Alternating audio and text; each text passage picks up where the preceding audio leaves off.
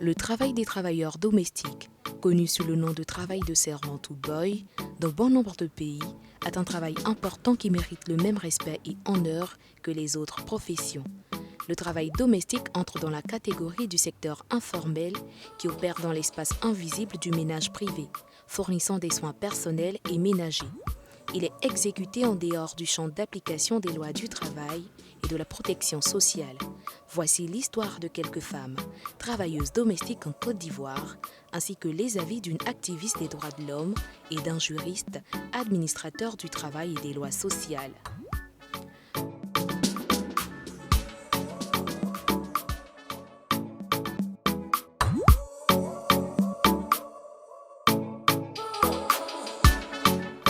Je m'appelle Kwasi Valérie et j'ai un peu plus de 50 ans et j'ai commencé à faire ce travail.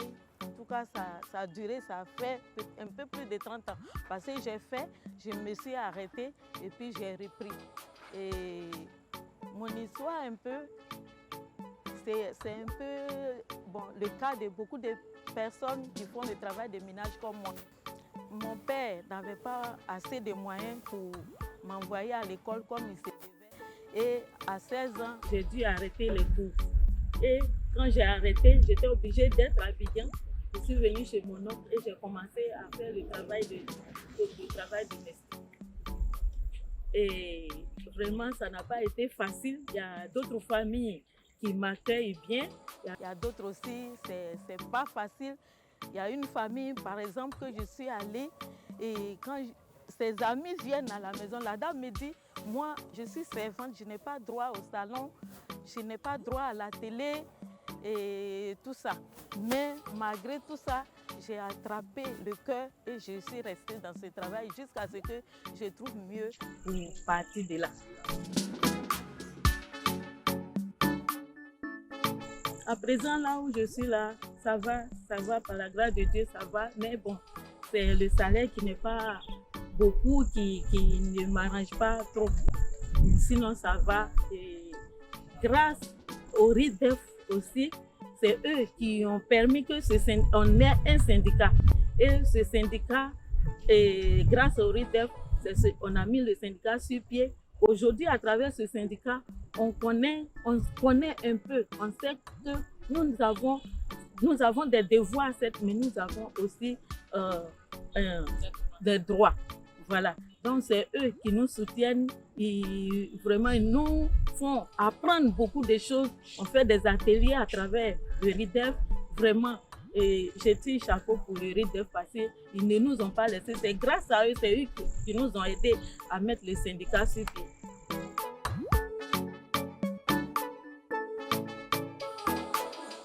Le plus gros problème que j'ai eu, j'étais chez une autorité, pas de ce pays, c'est des étrangers.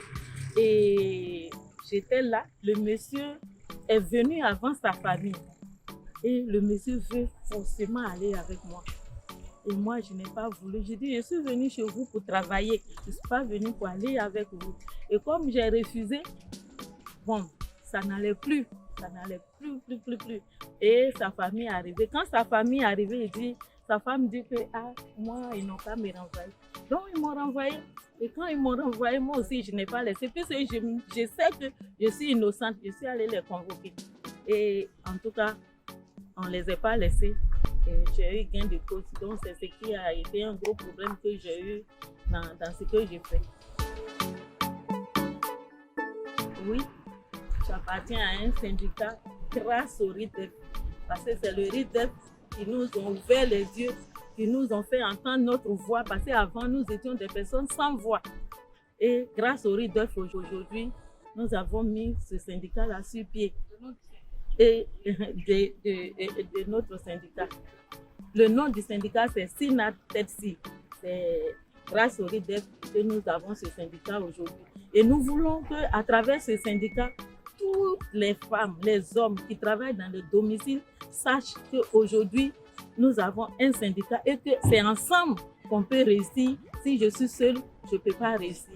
Et que tout le monde peut venir s'adhérer à ce syndicat. Et ce syndicat, grâce à ce syndicat aujourd'hui, nous connaissons nos droits et nos devoirs. Et je voudrais vraiment qu'à travers ces syndicats, ceux qui vont m'entendre aujourd'hui sachent qu'aujourd'hui, là, ce n'est pas comme les temps passés. Nous avons changé.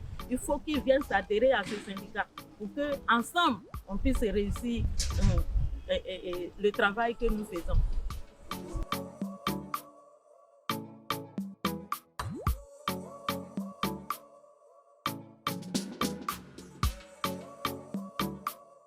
Il y a toutes ces personnes qui vont regarder cette vidéo, qui vont regarder ce petit temps que nous avons passé. Je voudrais vous appeler qu'avant, les temps d'avant, là, ce n'est pas comme aujourd'hui. Et que nous devons être ensemble, chercher à s'adhérer à ce syndicat pour que nos voix puissent se porter, parce que l'État doit s'occuper de nous aussi, pour que notre condition de vie change. Si nous, les travailleurs domestiques, nous aussi, nous avons des droits. Merci. C'est parti.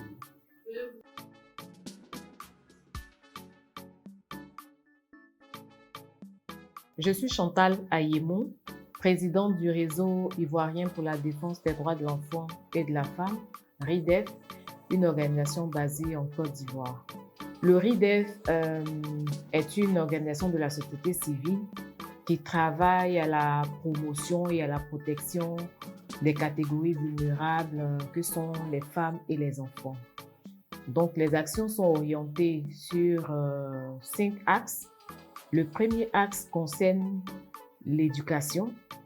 À travers ce programme, nous mettons en place des actions en vue de la scolarisation, du maintien et de l'achèvement de la fille à l'école. Ensuite, le deuxième axe, c'est le leadership et la gouvernance concernant les femmes. Et nous travaillons avec les femmes tant en milieu rural qu'en milieu urbain en renforçant leur capacité en matière de leadership et aussi en ce qui concerne la représentativité des femmes au niveau des instances de prise de décision. Le troisième axe concerne l'autonomisation de la femme. Et donc, l'idée pour nous, c'est de pouvoir identifier tous les secteurs dans lesquels les femmes sont. Généralement, les femmes exercent dans les secteurs invisibles, le secteur informel. Donc, c'est d'identifier les secteurs dans lesquels les femmes sont suffisamment représentées et de porter les causes, les problèmes que vivent ces femmes au niveau de ces secteurs. Et justement, c'est par rapport à cela que nous avons mené des actions en ce qui concerne les travailleuses domestiques. Ensuite, le quatrième axe, c'est la lutte contre les violences basées sur le genre. Donc, nous menons aussi des activités dans ce sens. Et le cinquième axe concerne la santé sexuelle et reproductive des femmes et des adolescentes. Ensuite, le sixième axe concerne toutes les questions liées à l'environnement qui ont un impact sur la vie des femmes et des filles.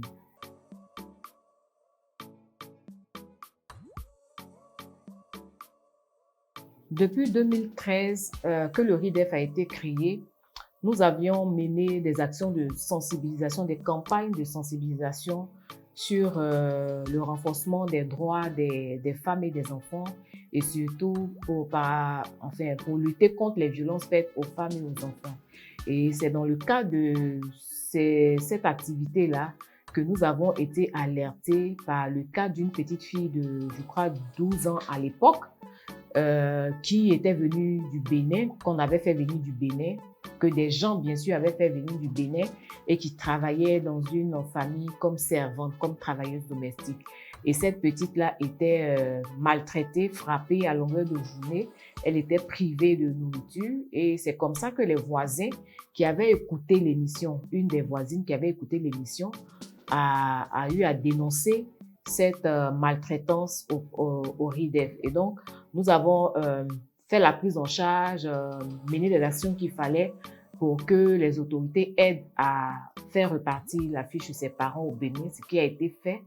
Et après cette action, on s'est dit, les domiciles sont des espaces privés qui emploient le personnel de maison. Et donc, on ne sait jamais ce qui se passe dans ces ménages-là. Et l'exemple de la petite fille là nous a interpellés. Donc, nous avons décidé de mener une enquête pour voir un peu ce que vivent ces femmes et ces filles qui sont nombreuses dans ces différents ménages et qui travaillent. Et donc, c'est comme ça que nous avons lancé l'enquête en 2014, je crois en avril 2014. Et puis, les résultats ont confirmé, nous ont conforté dans ce qu'on pensait. Nous avons publié les résultats, je crois, en juin 2014. Et ces résultats ont révélé que, effectivement, la majorité du personnel de maison était composé de femmes et on y a retrouvé des mineurs, c'est-à-dire que des enfants qui étaient censés être à l'école étaient utilisés comme employés de maison, comme travailleuses domestiques dans les différents ménages, à la proportion d'environ 23%. Voilà, l'enquête a porté sur un échantillon d'un peu plus de 500 travailleuses domestiques. Et sur 100 travailleuses domestiques, l'enquête a révélé qu'on retrouve 23% de mineurs, qui est une proportion assez énorme. Et puis, un autre élément aussi qui a attiré notre attention, c'est que un peu plus de 82% de ce personnel-là travaillait sans repos, sans avoir de congés fériés ou même de congés annuels ou même de repos hebdomadaire. Et en plus de cela, elle n'avait pas d'assistance sociale. Elle n'était pas déclarée à la sécurité sociale, elle ne bénéficiait d'aucune assurance. Et 24% de ces femmes ont répondu avoir été victimes de violences sexuelles, de viols, de harcèlement sexuel. Et même concernant les violences physiques, 34% ont répondu à être victimes de violences physiques. Donc, tous ces chiffres, vraiment, nous ont tiré la sonnette d'alarme et nous ont amené, nous, en tant que défenseurs des droits de l'homme et spécifiquement défenseurs des droits des femmes, à ne pas nous taire face à cette situation. Et c'est la raison pour laquelle nous avons commencé à faire du plaidoyer, à faire de la sensibilisation pour alerter non seulement l'opinion publique sur la question des travailleurs domestiques qui ressemblent aujourd'hui à de l'esclavage moderne et à attirer l'attention des autorités de sorte à réglementer ce secteur d'activité qui regorge beaucoup de femmes, beaucoup de jeunes filles et qui pour nous pourrait constituer un secteur qui va aider à régler le problème de chômage et aussi un secteur qui va valoriser l'activité des femmes et pourquoi pas renforcer la situation économique des femmes si ce secteur est vraiment réglementé. Et c'est pour cette raison-là qu'en 2014, nous avons saisi l'Assemblée nationale qui vraiment a été attentive à nos requêtes, à nos plaidoyers et qui a travaillé en son temps sur une proposition de loi réglementant ce secteur. Malheureusement, la loi n'est pas allée jusqu'à son terme et donc nous sommes encore dans le processus de plaidoyer afin que ce secteur-là soit réglementé. Voilà.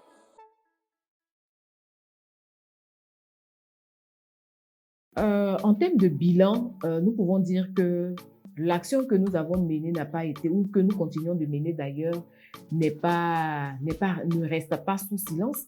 Aujourd'hui, la question du travail domestique est devenue de plus en plus visible. Aujourd'hui, les travailleurs et les travailleuses domestiques sont de plus en plus conscients de leur situation et nous les avons aidés à mettre en place un syndicat pour porter de par elles-mêmes ou de par eux-mêmes leur voix et porter les situations qu'elles vivent auprès des autorités.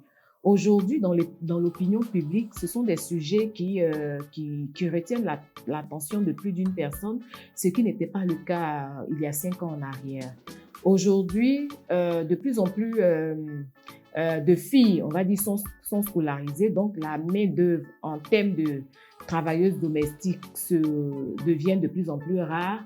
Donc, avec les sensibilisations, avec les actions qui sont menées, je pense que le regard est en train de changer. Même si le regard n'a pas totalement changé, mais nous pensons que le regard est en train de changer. Et donc, quand nous regardons aujourd'hui qu'il y a des organisations qui se forment pour ne serait-ce que former le personnel de maison, nous pensons que c'est un bilan positif. Aujourd'hui, par exemple, au niveau des IFEF, qui sont des institutions de formation et d'éducation féminine, qui sont dirigées par le ministère de la Femme, Famille et de l'Enfant.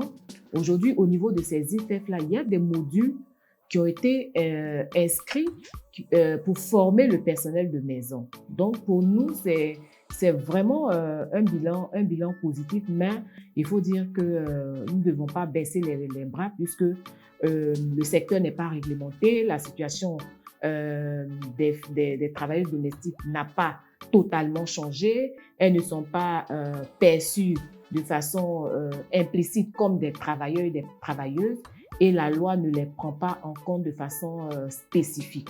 Donc pour nous, c'est vrai, il y a quelque chose qui a été fait, mais je pense que nous devons continuer et le travail continue. Voilà.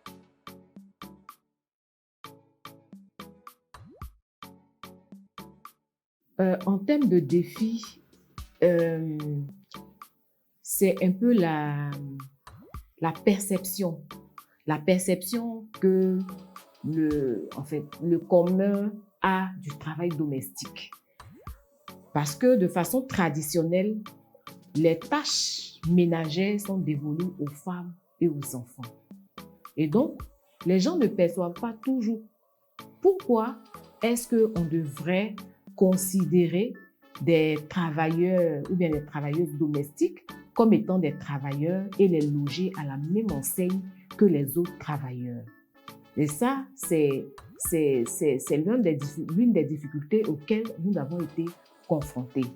Et un autre aspect, c'est que généralement, c'est soit la petite cousine qu'on fait venir du village, ou soit un membre de la famille éloignée qu'on fait venir du village, ou bien quelqu'un qu'on fait venir du village pour assurer ce type de travail. Donc, pour la plupart de ces personnes, c'est un service qu'ils rendent à cette jeune dame ou à cette femme ou à cette jeune fille qui serait restée au village, qui ne serait jamais venue en ville. Et donc, ce type de perception, nous avons été aussi confrontés à ce type de perception. Et ce qui rend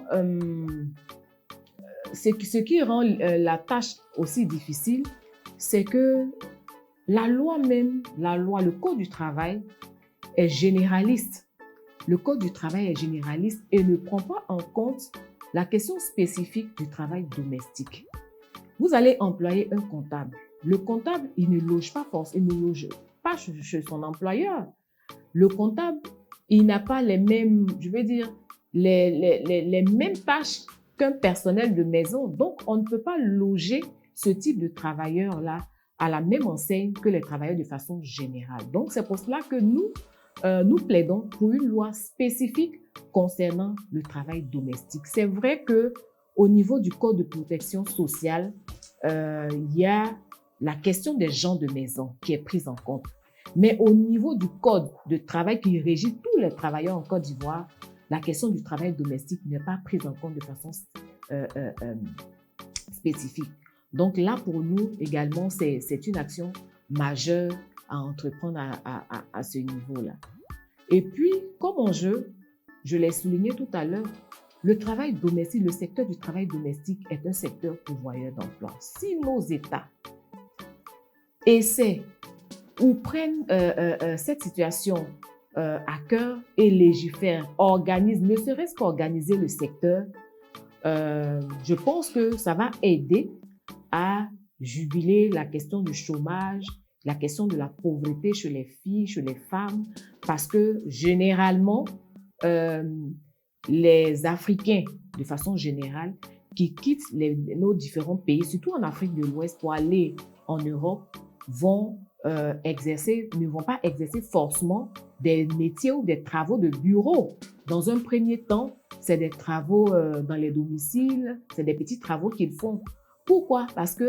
Pourquoi est-ce qu'ils préfèrent quitter pour partir? C'est parce que généralement là-bas, c'est bien rémunéré. Donc, nous pensons que si le secteur est formalisé, si le secteur est organisé, et que ne serait-ce que qu'on réfléchisse, on mette en place une loi qui prenne en compte la question spécifique du travail domestique, nous pensons que ça va aider nos États à régler beaucoup de problèmes en ce qui concerne le chômage, les questions d'autonomisation de pauvreté au niveau des femmes. Quel conseil donneriez-vous?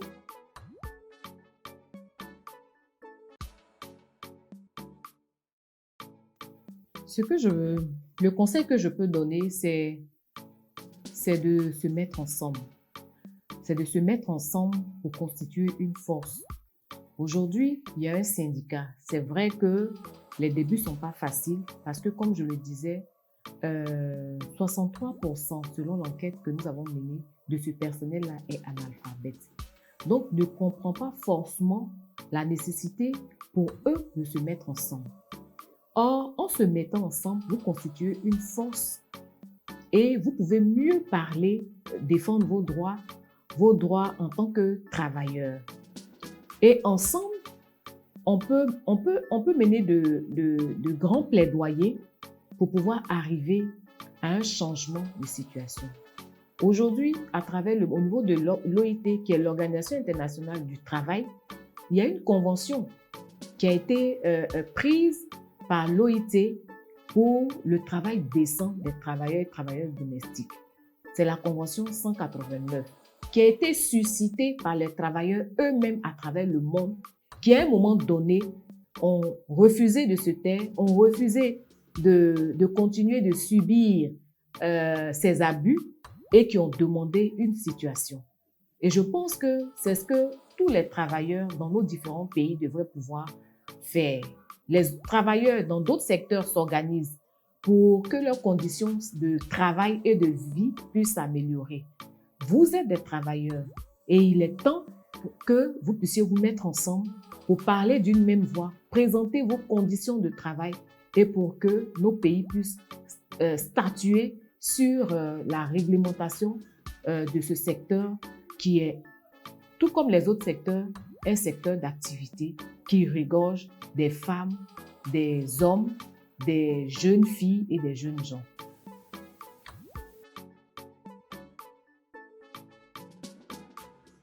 Je veux dire merci à la Fondation Rosa Luxembourg pour cette initiative parce que nous pensons que cette action ne va pas s'arrêter ici, mais en mettant, on va dire, en initiant cette interview, cette vidéo, elle sera vue à travers le monde. La question du travail domestique aujourd'hui est comparable à ce qu'on appelle l'esclavage moderne. Il est important que tous et tout autant que nous soyons, que nous sommes, nous puissions conjuguer nos efforts pour éradiquer tout ce qui est abus, tout ce qui est exploitation, tout ce qui est violence au niveau du travail domestique. Chacun de nous a un personnel de maison dans son ménage.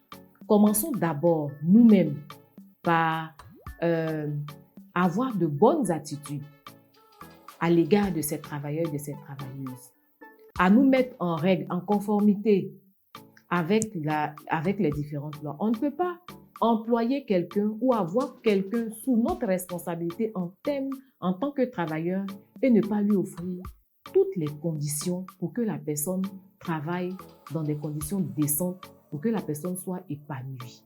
Il faut que chacun et chacun de nous commence par se mettre en règle, commence par changer sa façon de penser, le regard qu'il a vis-à-vis du travailleur ou de la travailleuse domestique et commence par adopter de bonnes attitudes. Je le dis toujours, quand on n'a pas les moyens de se prendre un comptable, je pense qu'on n'en prend pas.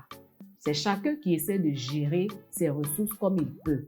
Donc, si on n'a pas les moyens de se prendre un personnel de maison, un travailleur domestique et le mettre ou la mettre dans des conditions décentes pour travailler, il ne faut pas qu'on entraîne. Merci.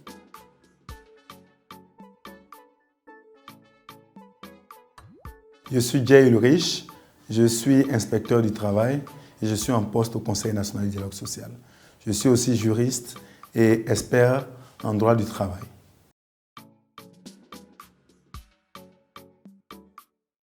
Les travailleurs et travailleuses domestiques sont la base de la vie sociale moderne que nous avons aujourd'hui.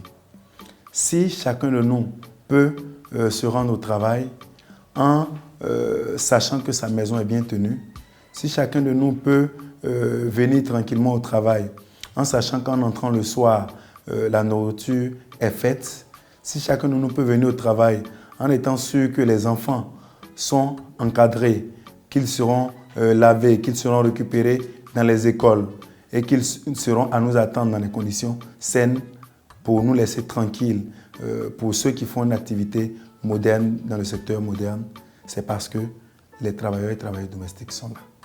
Donc ils sont très importants dans notre société, ils sont très importants pour notre quotidien.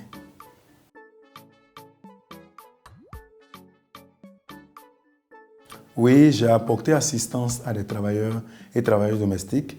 Déjà parce que dans mon entourage, au niveau familial et dans l'entourage de mes proches, on a eu des travailleurs et travailleuses domestiques qui ont connu des situations difficiles. Et donc, devant cette situation difficile, on cherche toujours, comme tout travailleur, à avoir des solutions aux problèmes auxquels on est confronté. Cela fait que certaines fois, j'ai été appelé ou on m'a rendu visite pour pouvoir me poser des questions et savoir à quel sens se vouer devant une situation. Mais aussi, au niveau professionnel, pas au sein du Conseil national du dialogue social, qui est une entité qui reçoit les groupements, notamment les employeurs, les travailleurs et les membres du gouvernement qui ont des conflits, qui ont un intérêt national.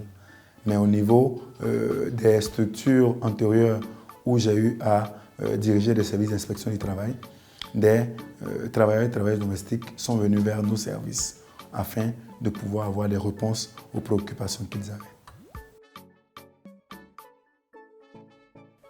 Généralement, les travailleurs et travailleuses domestiques ne connaissent pas les bases de notre législation du travail. Ils ne savent pas qu'ils peuvent venir vers l'inspection du travail pour pouvoir poser leurs préoccupations, pour pouvoir porter plainte. Donc, très souvent, c'est sur recommandation qu'ils viennent à l'inspection du travail afin de pouvoir avoir des solutions. Rarement, le travailleur domestique est venu tout seul parce qu'il voulait avoir une solution. C'est toujours parce que quelqu'un lui a dit « tu as des droits, il faut que tu ailles dans telle institution afin qu'on t'accompagne ». Et il y a des structures qui existent, qui les accompagnent et qui prennent sur elles de venir dans les services d'inspection du travail afin de pouvoir trouver des solutions aux problèmes auxquels ce personnel est confronté.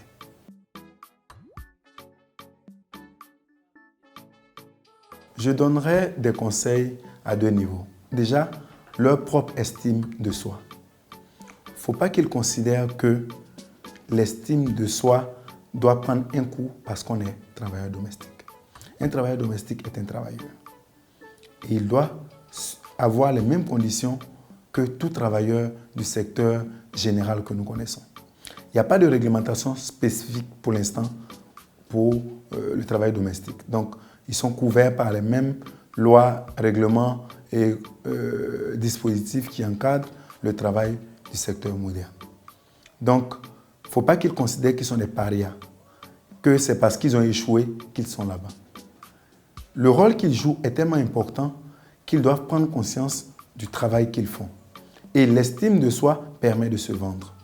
Donc, mieux ils s'estimeront eux-mêmes, mieux ils sauront se vendre et ils pourront faire le travail pour lequel ils sont engagés. Par derrière, il faut qu'ils se forment. Parce que c'est vrai qu'on a tous l'impression qu'on peut s'occuper d'un enfant, on peut nettoyer une maison, on peut préparer. Mais avec une formation complémentaire, on est plus professionnel. Et quand on est professionnel, le coût de la prestation est plus important. Et donc, ça permettra de mieux assurer ses charges et de mieux comprendre le travail pour lequel on est engagé. Donc, ne considérez pas, chers amis, chères sœurs, chers frères, que vous êtes des personnes qui avaient échoué. Non. Le travail que vous faites est très important. Et notre société en a besoin pour pouvoir avancer. Merci. Et puis, nous espérons que ces personnes-là pourront avoir l'encadrement qu'il faut avec une législation plus spécifique pour encadrer leur activité.